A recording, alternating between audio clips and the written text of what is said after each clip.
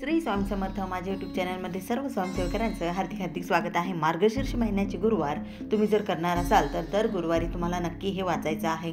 पतींची, मुलांची, बाळाची कुठल्याही गोष्टीत जर प्रगती हवी असेल, घरात धन, सुख, समृद्धी, वैभव, घरात शांतता आणि आपलं घर परिवार हा सर्वांना समृद्ध हवा असेल तर प्रत्येक विवाहित महिलांसाठी अत्यंत महत्त्वाचा असा महिना हा मानला जातो, तो म्हणजे मार्गशीर्ष महिना। मार्गशीर्ष महिन्यामध्ये आपण दर गुरुवारी जेवढे गुरुवारी येतील तेवढ्या गुरुवारी विवाहित महिला महालक्ष्मीची पूजा अर्चना कथा वाचत असतात आणि शेवटच्या गुरुवारी विवाहित महिलांनाच म्हणजे सौभाग्यवतींनाच घरी बोलावून त्यांची ओटी भरल्या जाते, वाण दिल्या जातं आणि सांगता त्या व्रताची केली जाते।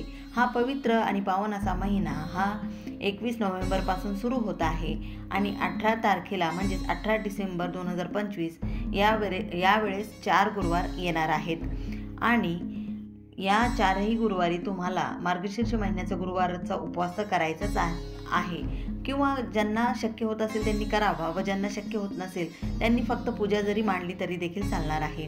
परंतु महालक्ष्मीला प्रसन्न करण्यासाठी, महालक्ष्मीची कृपा आपल्यावर मिळवण्यासाठी आपल्याला दर गुरुवारी, खास करून मार्गशीर्ष महिन्याच्या दर गुरुवारी सकाळी आंघोळ करून एक पुस्तकाचं, एका गोष्टीचं आपल्याला वाचन करायचं आहे। ते कुठलं तर ते सांगणार आहे।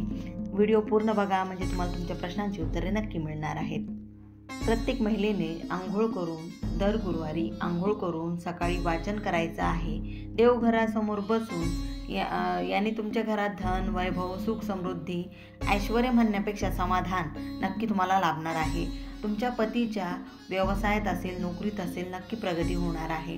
नोकरीत उन्नती होण्यासाठी किंवा पैशाचे जे मार्ग आपले बंद झालेले आहेत ते मार्ग खुले होण्यासाठी व पैसा टिकवण्यासाठी आपल्याला काही गोष्टींचा अवलंब, काही गोष्टींचं पठण या दिवशी करायचं आहे। आपण ज्या वेळेला महालक्ष्मीला प्रसन्न करणार आहोत, महालक्ष्मीचा कृपा आशीर्वाद आपल्याला प्राप्त करायचा असेल तर आपल्याला एक स्तोत्राचं पठण करायचं आहे। ते स्तोत्र कोणतं, तुम्हाला काय वाचायचं आहे, दर गुरुवारी मार्गशीर्ष महिन्याच्या दर गुरुवारी श्री महालक्ष्मी अष्टकम स्तोत्र वाचायचं आहे। तुम्हाला महालक्ष्मी अष्टकम स्तोत्र हे खूप सोपं आहे, कोणीही हे वाचू शकतं आणि महालक्ष्मीची कृपा आशीर्वाद मिळवण्यासाठी व आपल्या घरात स्थिर स्वरूपात पैसा राहण्यासाठी आपल्याला ही सेवा करायची आहे। सर्वप्रथम महालक्ष्मीचं जे अष्टक आहे, महालक्ष्मी अष्टकम जे आहे त्याचं महत्त्व काय, भगवती महालक्ष्मीची कृपा मिळवण्यासाठी अत्यंत प्रभावी स्तोत्र मानलं जातं। हे स्तोत्र आद्य शंकराचार्यांनी रचलेलं आहे।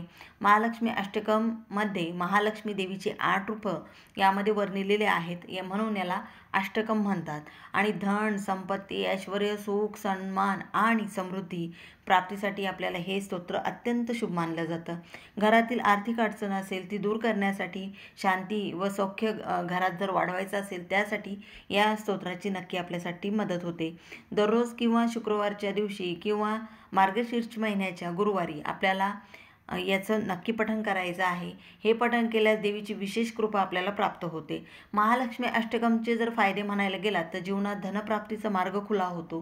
व्यावसायिक जे अडथळे असतात, नोकरीतले जे काही अडथळे असतील किंवा आपल्या बघा मुलांमध्ये पण कधी कधी असं होतं की विद्यार्थी दशेमध्ये सुद्धा काही अडचणी निर्माण होतात, त्या अडचणी कमी होऊन कार्यसिद्धीस होण्यासाठी आपल्याला घरात शुभत्व, सौभाग्य, सकारात्मक ऊर्जा वाढवण्यासाठी आपल्याला या स्तोत्राचं पठण करायचं आहे।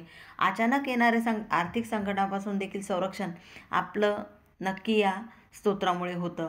मन शांत राहतं, आध्यात्मिक ऊर्जेमुळे आपल्या घरातील वातावरण हे नक्की सकारात्मक होतं। शक्यतो महालक्ष्मी अष्टकम हे तुम्ही सकाळी वाचलं तर खूप चांगलं आणि जर तुम्हाला नाही शक्य होत दिवसभरात तर तुम्ही सायंकाळच्या वेळेला देखील आपण दिवे लागल्यानंतर देखील महालक्ष्मी अष्टकमचं तुम्ही पठण करायचं आहे। हे पठण जर तुम्ही या स्तोत्राचं पठण जर तुम्ही या महिन्यामध्ये मार्गशीर्ष महिन्यात दररोज जरी केलं तरी खूप चांगलं आहे। पण नाही शक्य होत, बऱ्याचशा अडचणी असतात, महिला वर्गाला बरीचशी कामं असतात, पण काहीतरी मिळवण्यासाठी काहीतरी वेळ आपल्याला देवासाठी देणं आहे। त्यामुळे प्रत्येकाने महालक्ष्मी अष्टकमचं नक्की पठण करा आणि याचं जे म्हणतो ना आपण याचं महत्त्व त्या व्यक्तीला कळेल जी व्यक्ती हे दररोज पठण करेल आणि तिच्यावर येणारे संकट कसे हळूहळू कमी होतात किंवा तिच्या आर्थिक स्थितीमध्ये कशी हळूहळू भरभराट होते हेच आपल्याला लक्षात येईल. आर्थिक स्थिती ही मंदावण्यापेक्षा उंचावलेली तुम्हाला नक्की दिसणार आहे. तर झालेली सेवा महाराजांच्या मी रुजू करते. व्हिडिओ आवडला असेल लाईक करा, शेअर करा, सबस्क्राईब करा. सर्वांना श्री स्वामी समर्थ.